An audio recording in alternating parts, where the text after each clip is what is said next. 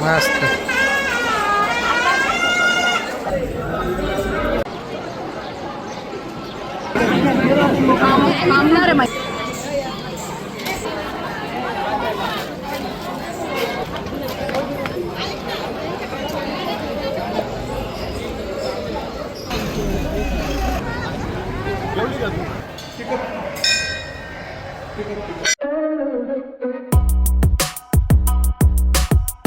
तर उद्या आहे भैरवनाथाची यात्रा. तर खूप असा छान रथ वगैरे निघतो. तर आज आम्ही मंदिरात आलो आहे, म्हणजे आदल्या दिवशीची रात्र आहे ही. तर आज आम्ही मंदिरामध्ये आलो आहे. खूप असं मंदिरामध्ये रोषणाई आहे. तर हा बघा इकडे आहे भैरवनाथांचा रथ, जो की उद्या सकाळी लवकर निघतो, म्हणजे 6 वाजेच्या आसपास मंदिरातनं निघतो. आता सगळं रेडी करून ठेवलेलं आहे. रथाला सगळं पानं वगैरे लावलेलं आहे. कलर वगैरे तर दरवर्षी देतात, बघू शकता इकडे तुम्ही. सगळं काही रेडी करून झालेलं आहे. उद्या सकाळी फक्त देव आणायचा आणि रथामध्ये ठेवायचा, आणि त्याच्यानंतर मग खूप सकाळी इथे रथ निघायच्या वेळेस पण खूप मज्जा असते, खूप गर्दी असते. मला जमलं तर मी शेअर करेल, नाहीतर मग रथ आमच्या घराच्या तिथे येतोच. पूर्ण गावामध्ये म्हणजे पूर्ण सिन्नरमध्ये रथ फिरतो. सो तुम्हाला आपल्या व्हिडिओतून पूर्ण बघता येईल. तर बघू शकता खूप छान असा रथ इथे रेडी आहे. त्यानंतर मग आम्ही मंदिरामध्ये गेलो. तर बघू शकता इकडे हे आहे भैरवनाथांचं मंदिर, आणि खूप छान अशी भैरवनाथांची मूर्ती, आणि इकडे छान अशा ताज्या फुलांचं डेकोरेशन वगैरे चालू होतं. मुलं डेकोरेशन करत होत्या. खूप छान अशी सजावट केलेली असते मंदिरामध्ये, बघू शकताय तुम्ही व्हिडिओतनं.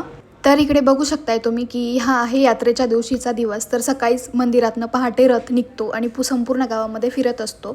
तर तुम्ही इकडे बघू शकताय रस्त्यांवर टँकरने ओलं करतायत, कारण की ऊन खूप असतं, तर रस्त्यावरती गरम असतो, त्याच्यामुळे पायांना भाजतं वगैरे, त्याच्यामुळे पूर्ण रस्ता ओला करतात. आणि नारळांचा गाडा आणि बऱ्याच लहान मुलांच्या खेळण्या वगैरे असे भरपूर असे शॉप्स टाईप असतं, आणि ते लोकंसुद्धा यात्रेसोबत असतात. आणि बघू शकताय तुम्ही खूप सारी गर्दी आमच्या घरासमोर झालेली आहे. आणि इकडे बैलजोड्यासुद्धा दिसत आहेत. रथाला लावण्यासाठी बैलजोड्या घेऊन येतात लोक, ज्यांच्याकडे असतात ते घेऊन येतात आणि रथाला लावतात. तर खूप सारी मजा असते. आणि बघू शकताय तुम्ही इकडे सगळे नातेवाईक एका ठिकाणी जमतात, आणि एक यात्रा म्हटलं की कसा एक माहोलच असतो. सगळे नातेवाईक एकत्र येतात आणि रथाची औक्षण वगैरे करतात.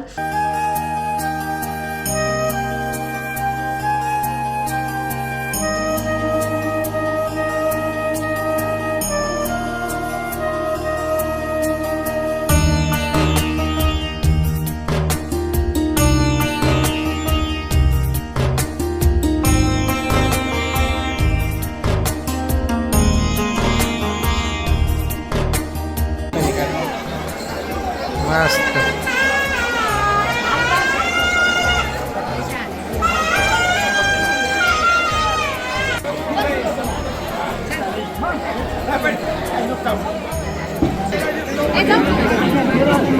थांबणार आहे माहीत, थांबणार आहे.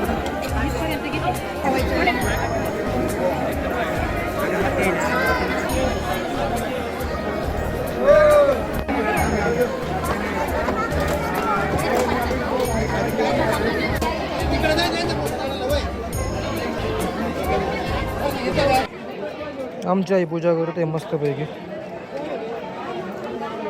कावडे पण खूप सुंदर आहे. तर बघितलाच तुम्ही किती सुंदर रथाचं असं आगमन झालं, आणि सगळ्यांनी पूजा वगैरे केली छान अशी.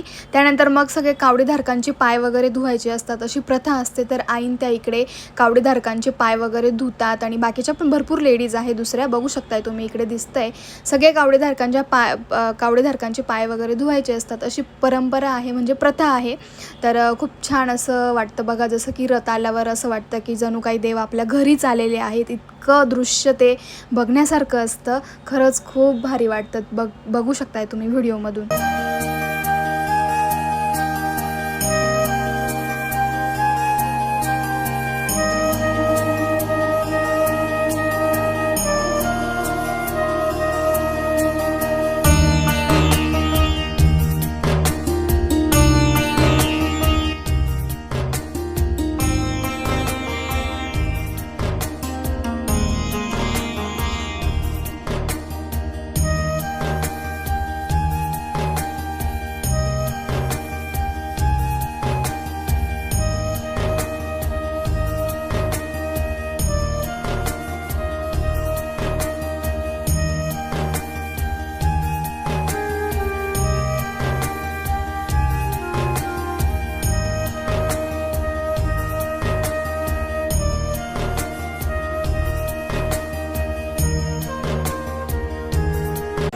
या दादाने पण खूप मस्त हे बनवलेली कावड.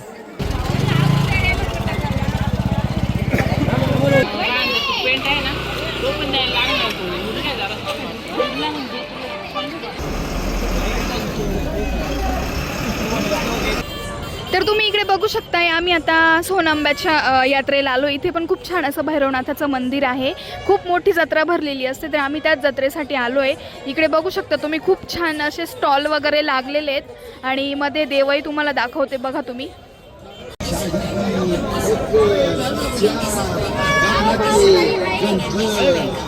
वस्तू घ्या फक्त 30 रुपये.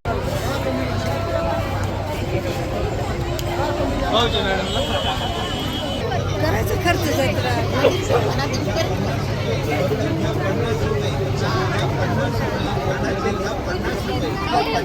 50 रुपये. लहान मुलींच्या पर्स 50 रुपये.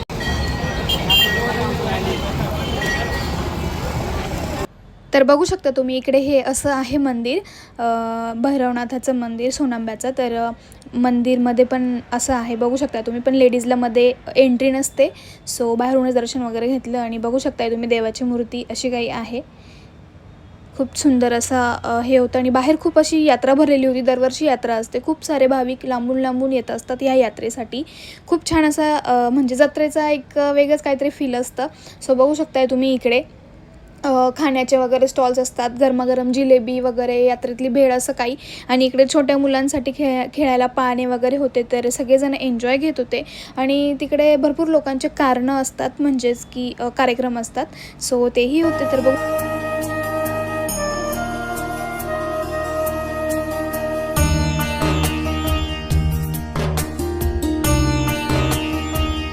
तर अशा प्रकारे आमचा आजचा दिवस होता. तुम्हाला व्हिडिओ आवडल्यास नक्की लाईक करा, शेअर करा आणि सबस्क्राईब करायला विसरू नका. भेटूया आपण आपल्या नेक्स्ट ब्लॉगमध्ये. तोपर्यंत सर्वांना बाय बाय.